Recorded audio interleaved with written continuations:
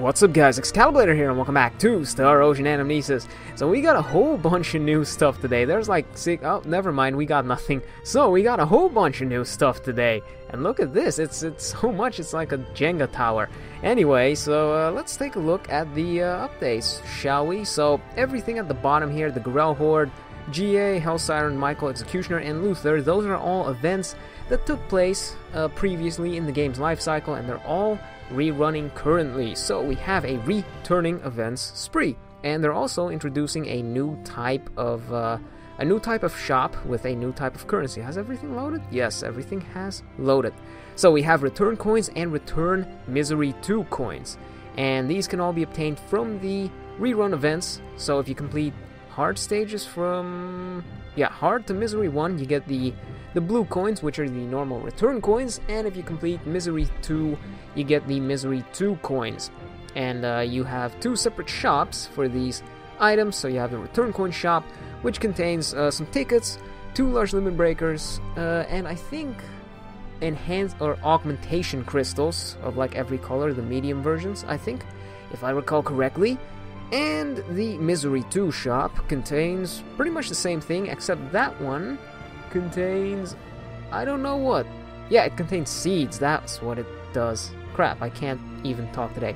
Alright, so I think it said somewhere here that these are permanent. So the exchanges, this type of currency, it remains permanently forever, but the coin shop restocks every 4 weeks. So it says it right there, it resets every 4 weeks, which means you can get a crap ton of items from it. So every month, basically every month, go ahead and clear out the shop and then wait for the reset to happen. And you can get a lot of goodies that way, and it's really good. And even when the shop resets, you also retain all of your coins that you currently have, so don't feel too bad about over farming. Alright then, so up next we have the Shrine of Knowledge, which is another Maze of Tribulations, and as always you can get some maze coins which you can exchange for gems. There is nothing else in that shop, only gems.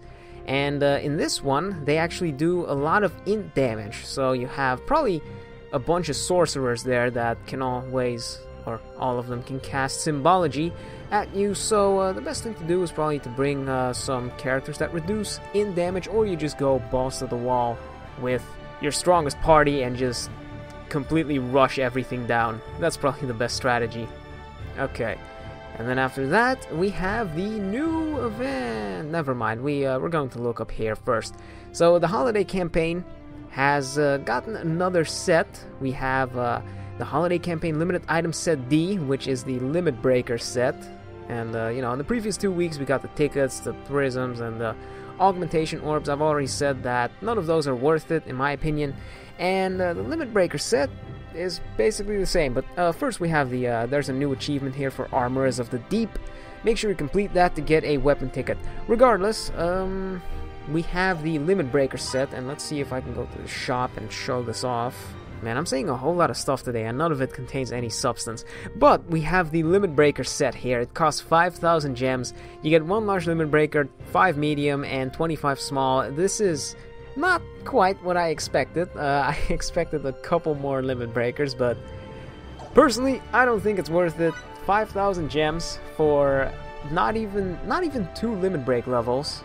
Wait, is it? No, it's not even a single limit break level. Never mind, because well, technically you could see it as multiple limit break levels depending on how many large, medium, and small limit breakers you currently possess, but the package itself contains not even a single limit break level, so I don't think 5,000 gems for that is worth it. If you're worried about limit break materials, just roll on the guaranteed gacha, or the guaranteed 4-star gacha, which again I also don't think is worth it, because look at the amount of limit breakers we're getting. It's amazing. Getting so much stuff, and it's just not worth rolling, you know, 2,500 gems per pull on limit breakers like that. And I think this one's also new. The Star Ocean 4 limited item set B contains an ace ticket, weapon ticket, and some prisms. Again, not worth it. Tickets are, like, ace tickets are valuable. Wait, no, what am I saying? It's worth it if you want the ace ticket. Let's just put it like that. If you don't trust your luck with the gacha pulls, and you prefer ace tickets, then yeah, sure, get it. it might be worth it to you. Personally, I don't think it's worth it, but those are just my thoughts about it. Regardless, we have the New Year's campaign. Yeah, it's almost New Year's, it's right. So, we have a New Year campaign, character draw, weapon draw, some achievements, login bonus, and a level up campaign.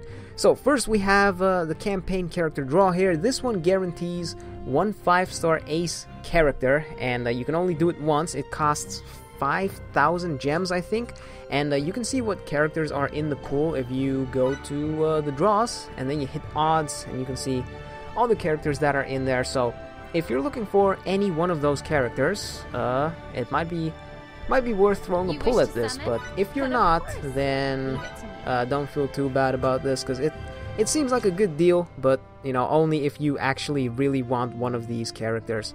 So it's all of the non-limited characters, and personally I am not looking for any of them except for Diaz, but I don't really like my odds. Like, look at all of the characters in here, and I'm trying to get one specific one. I don't really think that's gonna happen, so I'm not gonna pull on this, but it's not a bad deal. It certainly is not. I'm saying nothing's worth it. I just like saving gems. That's basically all I do. And then we also have the weapon draw here. You're guaranteed to get a 5-star weapon with every pull you do, and every player can pull 10 times on this. This one, on the other hand, I don't think is worth it, because we have 5-star tickets. You can roll a 5-star ticket and get a guaranteed 5-star weapon, and you can get these tickets in spades. So yeah, unless you're looking for weapons to transmute, in which case farm 630, yeah, it's not worth it, don't do it. And then we also have some new limited event achievements. You can check those in the achievement list. Please follow me, that's a very important stamp. Make sure you get that. Stamps are always important. Make sure you get every single one of those for collectible purposes. And then this is the login bonus. So over the course of the event, if you log in every day, you get a bunch of gems, you get a ticket, some hammers, or 1 platinum hammer, and 2 million FOL, that's always cool. Limit breaker, a lot of fun stuff, and then a level up campaign, which means you get 1.5 times the success. I think that's what it said. Hold on. Yeah, there is a chance of getting a great success, except you're never going to get that when you're leveling up characters unless they're like 1 level from the max. And this is just a special Christmas gem sale. If you're buying gems, that means you get some more bang for your buck. Very nice. And then we have the actual event, Armorous of the Deep. That sounds like a Dark Souls boss. Let's play a game. Soulsborne or Star Ocean boss. Tower Knight. Go. Alright. So, Armorous of the Deep is he's our new boss. He has some coins, which are the Armorous coins. You can exchange those for items that you have in the shop right here. And let's take a look at it. So we have the large limit breaker, that's nice. Alright, so we have 2 weapons, the Mark II SRF blade and the Hurricane Claws. Personally, I don't think either of them are worth it. Maybe at max limit break, when you unlock that last factor, they could potentially be useful. No, just transmute them, they're not worth it. Transmute them, get rid of them. That's how you do it. And yeah, here are the achievements. Make sure you get those for another stamp. Yes! I love my stamps. So Armorous is weak to light, and he's weak to...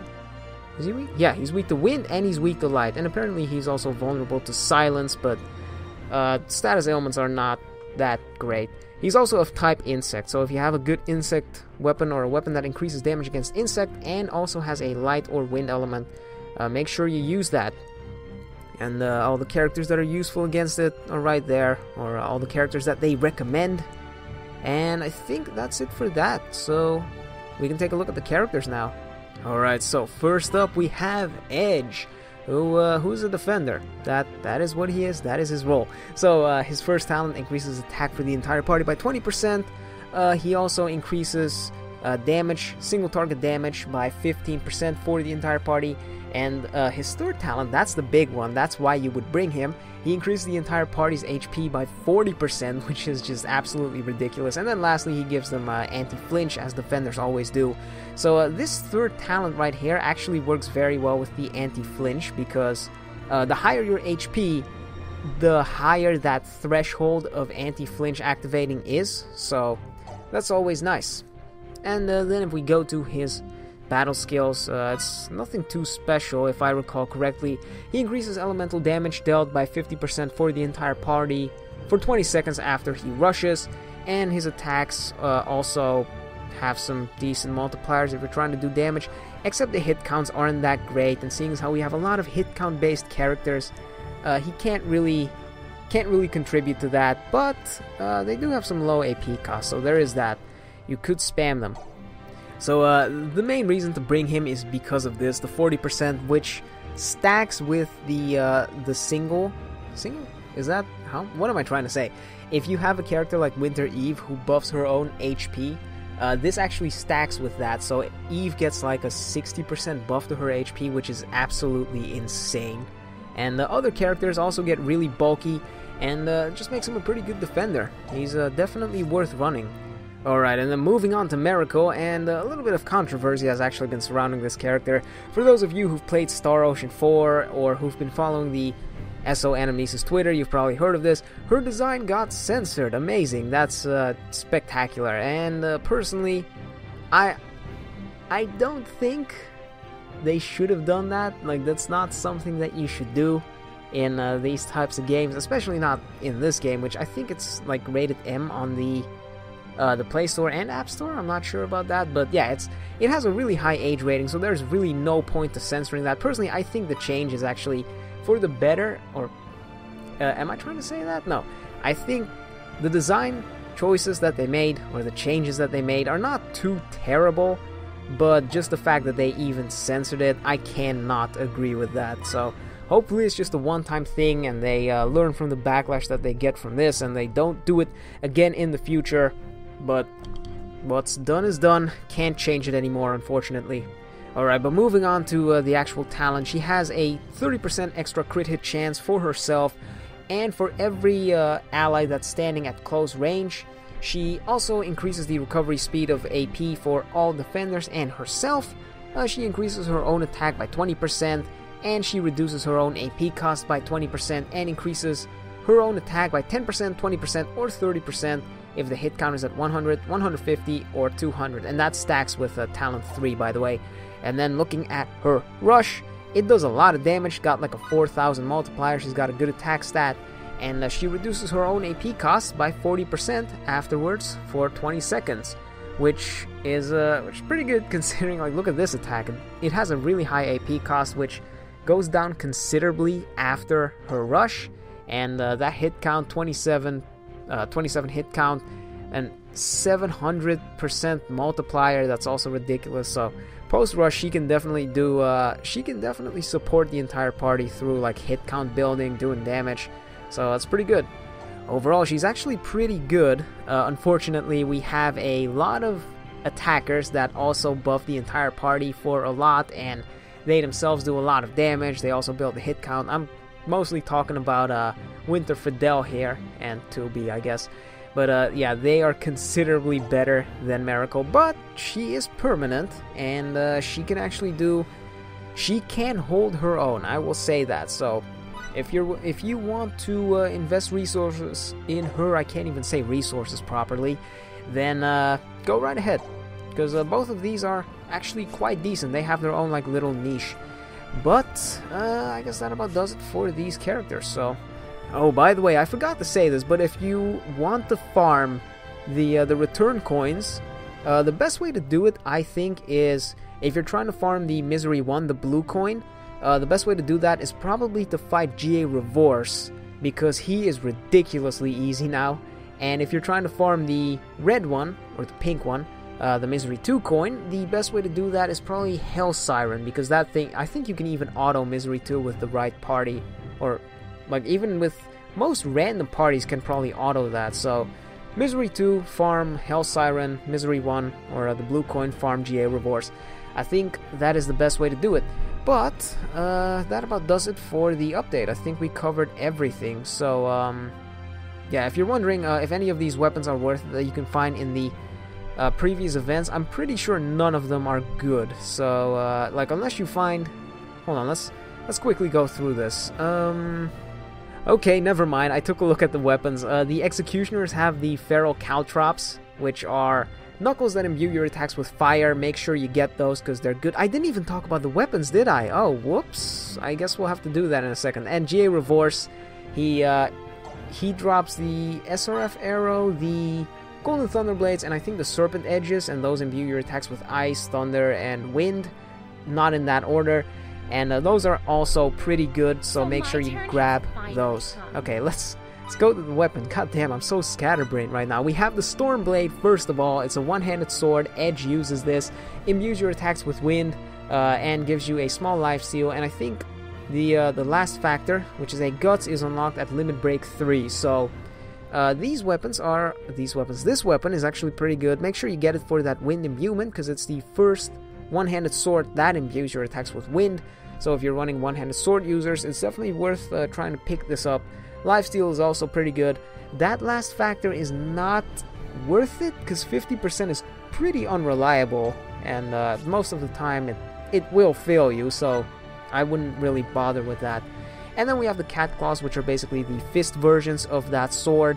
Imbue your attacks with wind, and they give you a better Guts, 80% and 20%. And that one's unlocked right off the bat. And then the last factor, also Limit Break 3, and it gives you an additional hit, and that one, just like the other sword, is not worth it. But if you're running Knuckle users, make sure you grab these, because these are also good. But I think that about does it for this update, so hope you guys enjoyed that. Hope you have fun farming the event, and all of the event, because there's so much. Oh god, I need to stop doing this. I can't talk anymore. Peace!